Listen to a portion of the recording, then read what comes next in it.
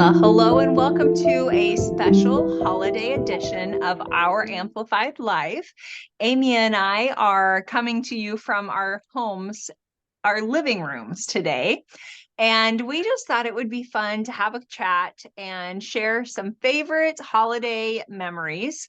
And we'd love to hear yours as well. So make sure and leave those in the comments. But I guess I'm going to start out because I'm sitting in front of one of my favorite holiday traditions, and that is that Kevin goes and gets a pasture cedar for us so that we have got a fantastic cedar tree in our home. And it's like 30 minutes from here because they grow kind of different. Sorry, Jack is having a little bit of a fit. I've been gone all day and now he thinks that I am supposed to be and here, let me show you who Jack is. Come here, buddy. Show everyone your dog. Yeah, well, now he's ran off. I'll show you when he comes back. Oh, and here he is. Come here, Brett. This is Jack with his little puppy. Hold on now. Now I have to say, Breely, come see Jack. So now I'm bringing my daughter into the picture because she has to see Jack and his stuffed animal. Here's Jack. Yep, there we go. So cute. All right. Hopefully he's got that out of his system now. Anyway, he goes up to by Fairbury, Nebraska, which is about 30 minutes from here, and gets one of these pasture cedars, but they're not the scrubby growing ones like that grow here. They grow a little bit taller and skinnier and bushier. And so anyway, it's just a fun tradition that we do here. That I look forward to every year, just seeing what he brings home. And I think he kind of hit a home run with this one this year. He did for sure. Well, yeah. Years ago, it was tradition for my husband's family to go and cut a fresh tree because we always had access to property. And then one year I finally threw a fit because they quit bringing the soft pines and they were always either like a blue spruce or something that was extremely prickly. And after about 3 years of my arms being completely cut up and throwing the trees away with the lights on, I finally threw a fit and went to Costco and got my artificial tree. And I love Costco so much because half of the lights went out a few years ago and I called them up and they said, bring it down, we'll get you a new one. So I got another new one. Oh my gosh, that's incredible. Yeah, and it was like 7 years old when it happened. So they replaced my tree. And I have these guys are definitely pokey little burgers. So that's one thing that I don't necessarily look forward to, but I just don the leather gloves and get in there. Oh, it was just like I was done. And I love the smell of a fresh pine, but all I have to do is walk outside. So I was like, just let me make it easy on myself. Nobody liked to help me. So it was just me. So anyway, I love your tree. Real trees work best for me because, and Kevin as well, because we both love Christmas. And so if it weren't for the fact that this is going to lose its needles, it would stay. And even still, if I can keep these babies going, they go to February if I can make them go that long. And so if it weren't for the fact that we have a real tree and they have to leave at some point, we'd probably have a tree up all year round. Well, that I love Christmas, but by the time we put our tree up like 2 weeks before Thanksgiving. We've been doing it earlier and earlier. And I used to be like, nope, we're going to enjoy every holiday. But I started to find I wasn't enjoying Thanksgiving as much because I knew the very next day, after all of that work, I was putting up a tree. And so now I feel like if I put it up early, I actually get to enjoy Thanksgiving and it's beautifully decorated and there's something in the air for both holidays.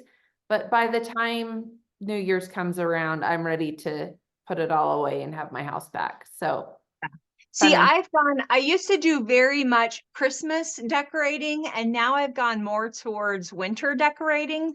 And so it's a little bit more, it'll get me through all the way until March, maybe. Wow.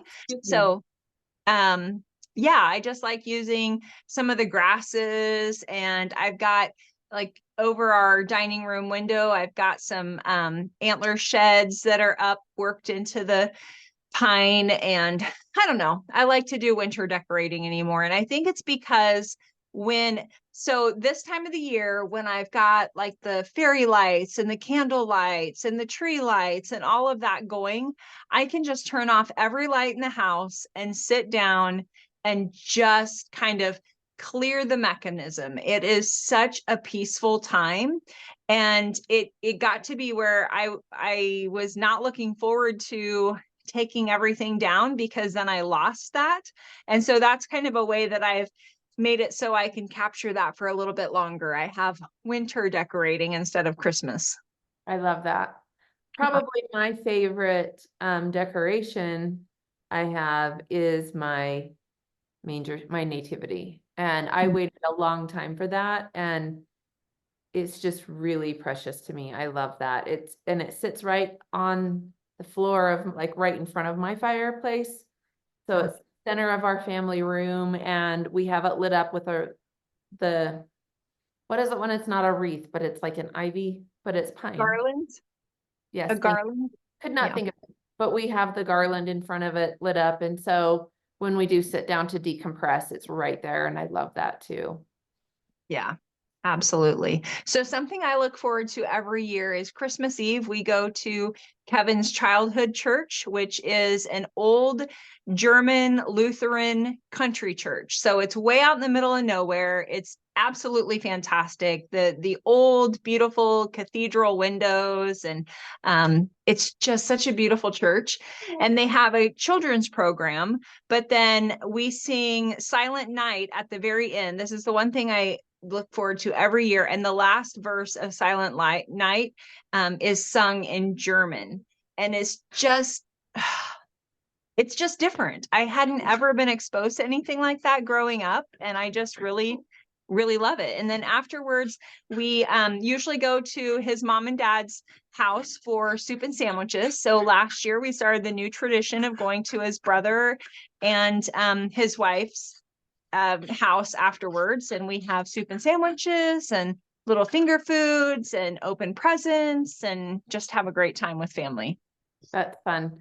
Our traditions in our family are changing a little bit this year because there's been, I mean, I'm in that season of life where my kids are growing up. I know last year we talked about, we've always locked our kids in the basement, provided food, snacks, and a bathroom. And this year it's a little different because my son is married and expecting a baby, and it's a little girl. So June is going to bring lots of excitement.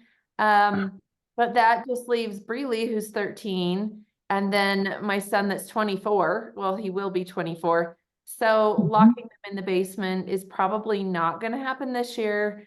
But we are also changing a few things because we've always done Christmas Eve pajamas, but now my son's wife, they all do that. And so to have them come put them on here basically for a picture, and so we can have them, then they go change pajamas for their party. It just seemed a little crazy, and my husband's not the biggest fan of that, even though we've done it forever. So I'm doing something a little different. I'm not going to say because she's here. It's a surprise. Yeah.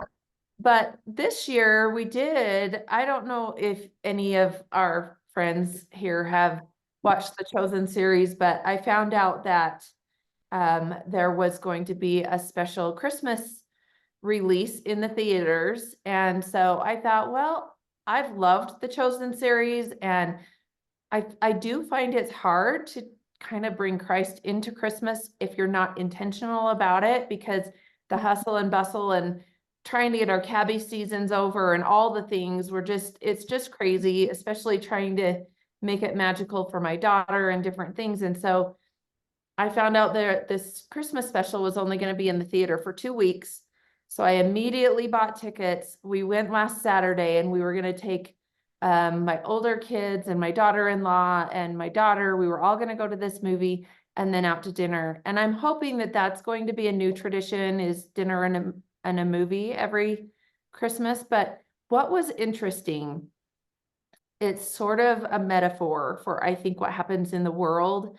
At least maybe this is just my brain, but here I am with, I mean, I'm a solid believer. My daughter's a believer. My husband and sons they were raised as believers, but they've toddled and they've wrestled with their faith. And so I thought, okay, this is a really good opportunity to bring Christ into our lives in a fun way. We're going to go watch this special. And it was, what was so cool about it is it was from two perspectives. So it was the birth of Christ from the messenger perspective, which was actually Mary and Joseph, and then they merged it with the shepherd's perspective. And it was just really beautiful. Andre Bocelli was supposed to sing. They had all these musical numbers interwoven into the theater. And so I was so excited about this. And we get down to the theater. It's a luxury theater. We're all in these recliners. I had already prepaid for popcorn and drinks. And I was just anticipation, right? So we get watching this movie. And the first probably 20 minutes is some talking and some music. And in my mind, I'm like, oh my gosh, my kids are going to be like, where's the movie? So I had a little bit of, not anxiety, but I was anxious for the message of Christ to come across. I was loving the monologue and the music, but you're wondering what your adult children are going to say. So then all of a sudden the lights dim and it starts with Joseph and Mary and the start of their journey. And it's so beautifully told. And my husband said, God, I don't feel like I can hear the speakers very well. And I've had kind of some things with my ears lately. And so I just thought it was me. So I went out and I told the manager, I'm like, our speakers aren't working. That's why we're here, because I wanted to hear the music so beautifully in a theater. Then another 10 minutes, all of a sudden, right when the birth of Christ is coming, the screen goes red, like red. And the managers come in. Eventually, they end up stopping the movie right in the middle of the birth of Christ. And they're like, we're so sorry.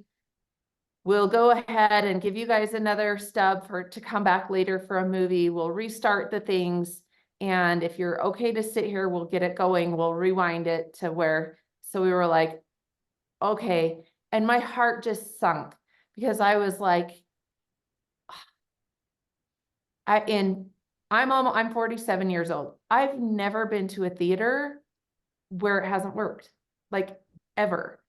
And I know there's been a few movies come out, like The Sound of Freedom and a few things where you hear that the theaters are shutting down or that the heat's not like, and this was my first experience. And so I was like, okay, no big deal. We were all pretty chill. Our dinner reservation wasn't till 6 anyway. So we were fine, and it restarted, and we got through the birth of Christ, and it gets right to Andre Bocelli. And if you know him, you know his opera Oh, I music. love his music. Yes. Okay, so it's him and his son, and they're in Italy. It's the most beautiful scenery with a grand piano, and they're singing like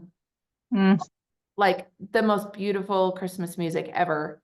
And all of a sudden the screen goes red again, like the manager comes back in the theater, and it's just like at the two most pivotal moments that you want to see. And he gives us more movie stubs, which my adult kids, they were like, score, free movie, free date night later, whatever.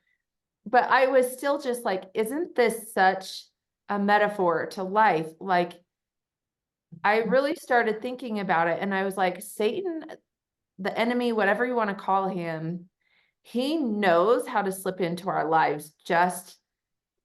And for me as a mom, I'm like, okay, I just wanted my kids to get curious again. Like, I just wanted them to have this spark of what Christmas is. None of my kids, other than Breely, goes to church. My husband hasn't been for years. And so I just really wanted them to have this little spark around the holiday. But we left there and everyone was in a good mood. And it was just very surreal because I'm not sure how now it's set with them. I know we had a good time and dinner was great, but it just makes you wonder what's going to happen from that, if they're going to remember it more because the theaters crashed and the enemy won't win, or if this is going to make them more curious to maybe watch the Chosen series and get more curious about Christ again. I don't know. So that was kind of my weekend, and it's very long drawn out story, but I'm hoping that dinner and a movie with all of my kids will be a new tradition now that we're older and we're in a different season. That will be a fun tradition. And not that the basement lockout and stuff wasn't, but this is, yeah, I think this is something that you can just continue to grow with. And it always blows my mind how the devil tries to, I mean, there's definitely those forces of evil and darkness that are at work that we don't even know about. And that kind of just brings it to light to where you're seeing, oh, yes. Well, and it could be, you know what, a skeptic might just call it a coincidence. But in my mind, I feel like my kids are on the cusp of believing again. And so it's just one more way for him to like hinder them from that. You know, we've Mhm. got a baby coming in, we have all these wonderful things. And so it really, I mean, I've thought about it all weekend long. And I thought, what are the chances, seriously, of the one theater? Because when I talked to the manager, he said only that theater was giving them problems. They were Mhm. only streaming that movie in that theater for 2 weeks in that. And it was like they call it the Megaplex because it's one of the fancier theaters in Salt Lake. So it was interesting for sure. Wow. But Wow. Yeah. That's incredible. Something growing up that we always did was we opened our gifts on Christmas Eve, and then Santa came on Christmas morning. But we always, one of the things that we got was the pajamas, like you were talking about. So we had cute new pajamas at least once a year. And then those pictures that we took on Christmas morning, we had in our fun pajamas. So we kind of had coinciding things. And I always, so that opening presents on Christmas Eve thing just has stuck with me. But Kevin is just, he's a purist. There's no presents that are opened before Christmas Day. And that just is a little bit hard for me, but so tell me one of your favorite Christmas memories. I think one of my favorite memories is when I had my license and then could go and get my siblings and drive them around to look at Christmas lights. That's just really a favorite memory of mine. And I don't know if they even remember. I mean, my little brother would have been 3 or 4 years old at that time. And well, 2 or 3 probably. So he may or may not even remember, but I love to look at Christmas lights. And it was just so fun to be able to share that with my siblings. And, you know, maybe I gave mom and dad a little bit of time to themselves. Who knows? Dad was probably in the garage and mom was probably cooking something up, but it's the thought that counts, right? Yeah. So I have to mute or I'm gonna close my camera for just a second because I have to show you something and I'm in sweatpants under this. So hold Okay. on just 1 second. We're holding. Okay. I just decided I had to get something and tell you.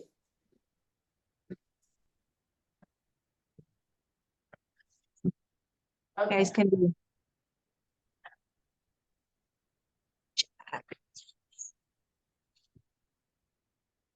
Okay, you know that this is like, oh, I just tried to tap my desk to unmute it instead of the computer. Okay, so you've talked a lot about your dad and how you grew up mechanicking with him.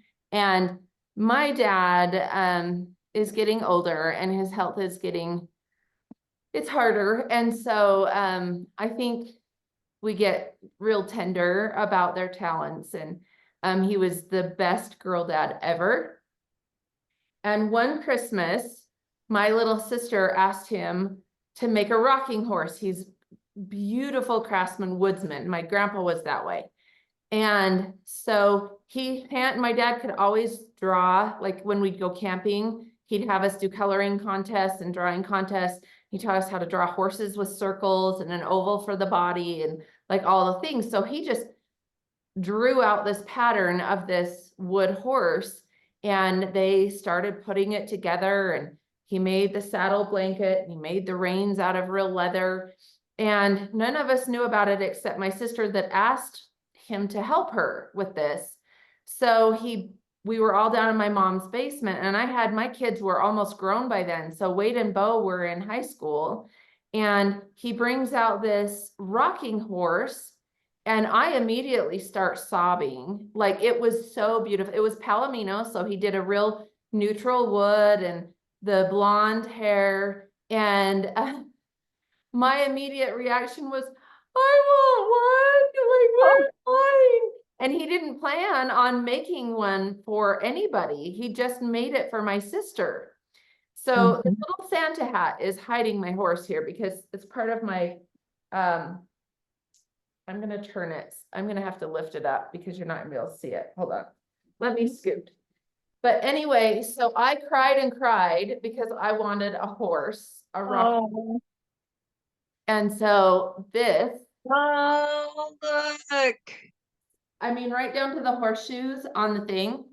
So the Oh, blanket, the reins, the bridle, even a bell and the tail. And I have not let, I think my one nephew, my husband put, oh, see, here's my sweats. This is Amy off camera, but my husband put my nephew on it once and I freaked out. I was like, that is not right. That is a keepsake. And my dad ended up making, I think, 8 or 9 of these horses so that all 5 of his daughters got one. And I think I'm the only one. I mean, I don't know, maybe the others didn't let their kids, but I've never let my kids ride it. In fact, I put little felt underneath it so it won't rock, so it won't scratch my wood floor. But it's under my tree this year with a Santa hat on. And that's probably one of my most favorites of my dad, because and my mom has done homemade quilts, and we didn't have a lot growing up, but we never went without, and they always made it fun. I remember they gave us a trip to Disneyland one year, but that was all we could get. And it was it was on a bus with like 50 other kids. It was a charter bus. My aunt's school was taking kids. And so instead of opening up presents, we opened up magazines and thread. Like, they wanted them shakeable, but it was basically a treasure hunt to get to the tickets. And so we still had presents to open, and then we had to wait for this trip. I think we got 1 or 2 other things with it, but with the way the economy is and all of it now, I'm like, gosh, how did they do that with 5 daughters? How did they raise us? And the older I get and the more we talk, it's the things like you're talking about. I remember driving around and looking at lights, and we were always raised to go, ooh, ah, ooh, ah, like at the next house. And there was like a nativity scene up the mountain.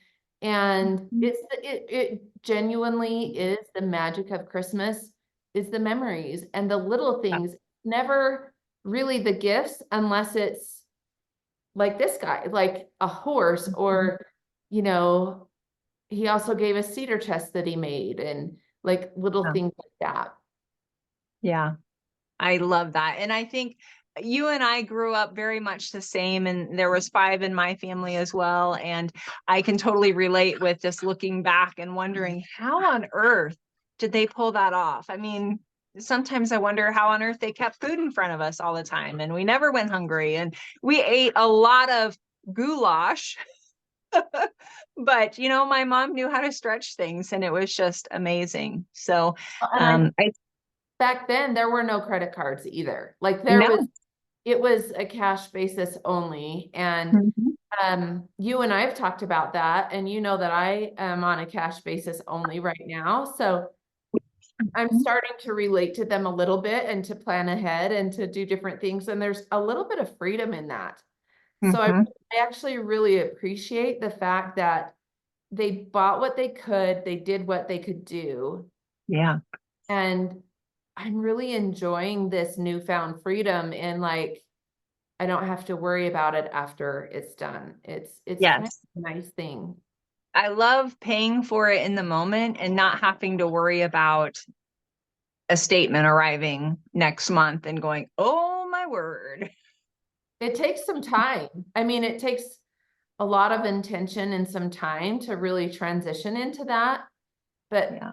man, it is freeing, you know, it's pretty cool to be able to do that.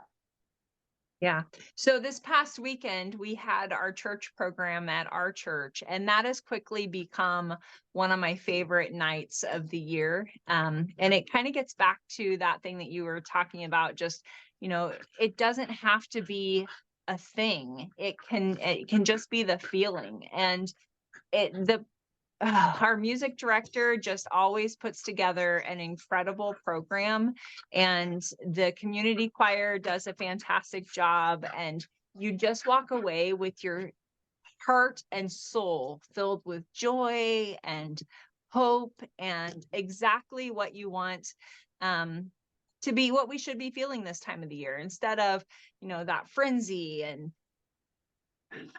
not being enough and all of those other things. It just it gets me recentered on, yes, this is it. And I walk away and go, okay, my Christmas is complete now.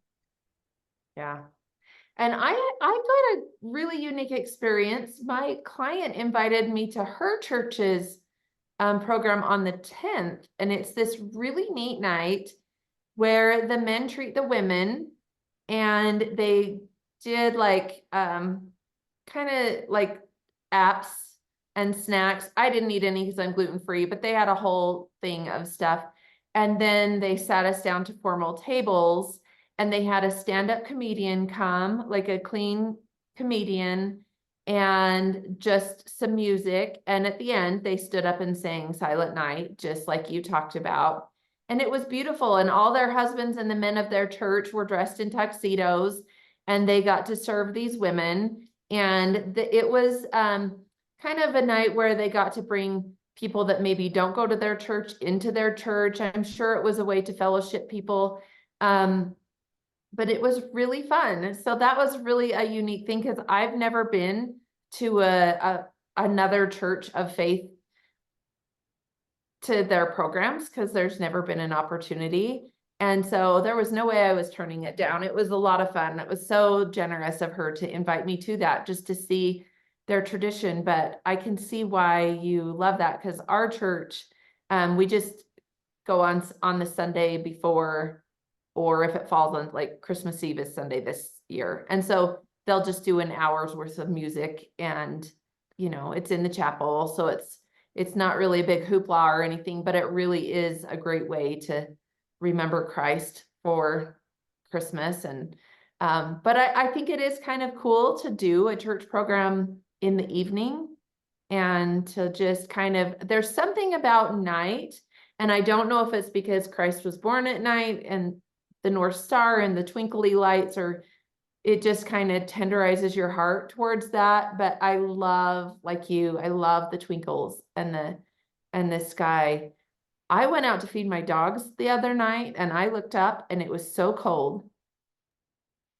And I swear to you, the sky was like, it was so bold. The stars were so bright. And it kind of made me On the wonder. 12th or the 13th, when there were all of those, what was happening? It was like shooting stars and stuff. Oh, I didn't see it. Yeah, the 12th, I think it was maybe the 11th and 12th. I don't remember, but one of those nights. And Kevin was out coon hunting that night, and I was at a meeting, and I got home and he was unloading, and I came in or I came up the drive and was looking at the sky, and there was just all these shooting stars, and just it was gorgeous. And I thought, oh my word, he had to have had the best night underneath this incredible sky. And so I drove up to the barn and I said, Kevin, how many shooting stars did you see tonight? What? They're shooting stars? Oh, no. Well, I don't know how people live in the city where they can't see the stars. I really yeah. don't.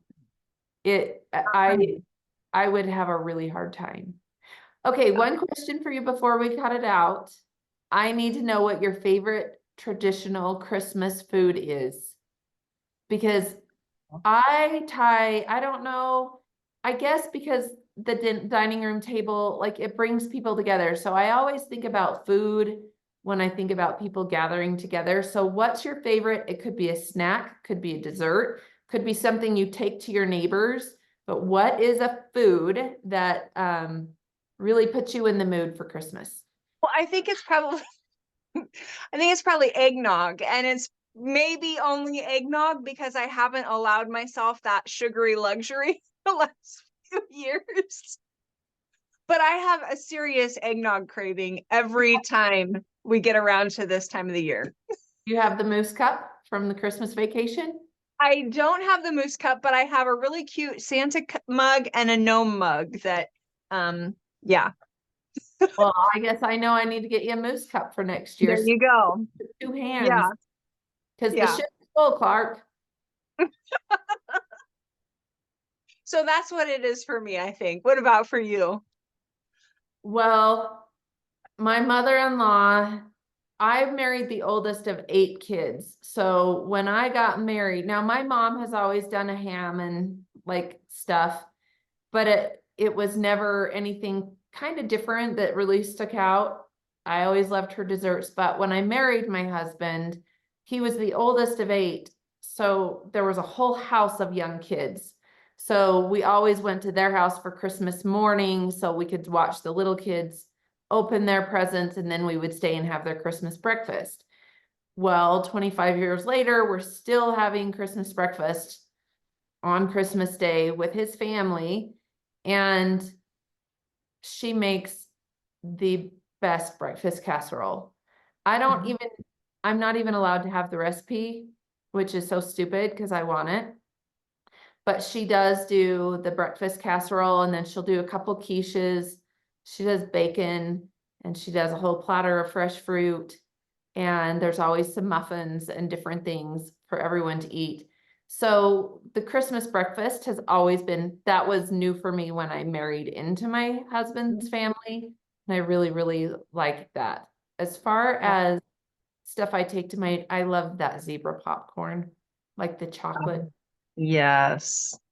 That's a little bit addicting. So So there's a new popcorn place that has opened up in the town west of us, Belleville, and it's called the Hickory House. And for one, right now it's decorated with the most gorgeous evergreen garland and these great big huge nutcrackers out front.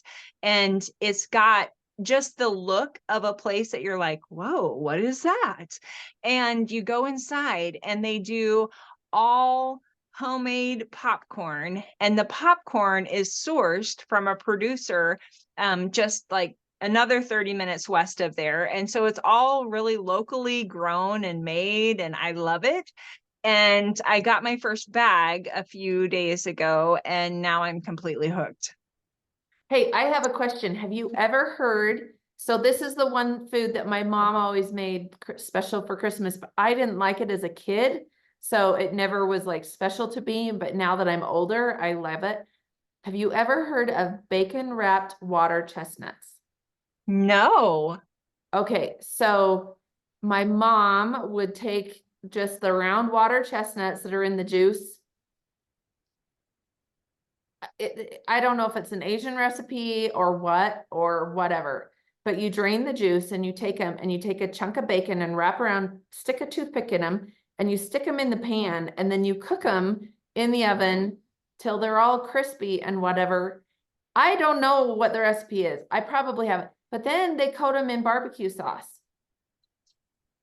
Yum. I And don't know, but pretty much anything wrapped in bacon I'm down for. I mean, I'm well, sure there's a few things I would not eat, but I have to tell you that would be my mom's traditional holiday treat because it was always something she only made for a special occasion, which is weird because like it's more of like a football food in my mind, but I guess, but I think it just took a lot of work and time because you had to do the individual. I don't even know the recipe. So I'm curious. Well, chestnuts roasting by the fire is a Christmas song, so it sounds Christmassy But aren't food to those me. nuts and not water chestnuts? Probably. Well, I think you're talking about the nut. These are like the Asian food that you would put in a salad, like the white one. Yeah. If anyone watching this has ever had bacon wrapped water chestnuts, I want to know about it because I've never heard of it from anyone else. My mom's friend is the one that taught her to do it when I was a kid. So I would love to know where the origin of this comes from. And if anyone has ever heard of it, because I will get the recipe and text it to you, Rebecca. You should try making them. Okay. I will try making them. Yes. So. All right, girl. Wrap us up for this week. Well, as always, Rebecca and I are just so grateful to be here with you. Side by side is always fun, so we can see each other too. And we just truly, as we are coming near to the end of the year, want to tell you thank you, that we love you, we appreciate your support, that we pray for you, that we love serving you through fashion. And we love the opportunity of getting to know you and your families, knowing your hardships, knowing what you're celebrating. And it truly is not a business where we are here to sell you a shirt. We serve you that way, but we truly love you in all the other ways that we get to love on you. We appreciate you loving on us. And we hope that you have a wonderful, wonderful Christmas season with your family. If you don't celebrate Christmas and you celebrate Hanukkah, we hope that was wonderful for you as well. We hope that you have a wonderful new year and just know that we genuinely love you and appreciate your love and your support. Have a wonderful day.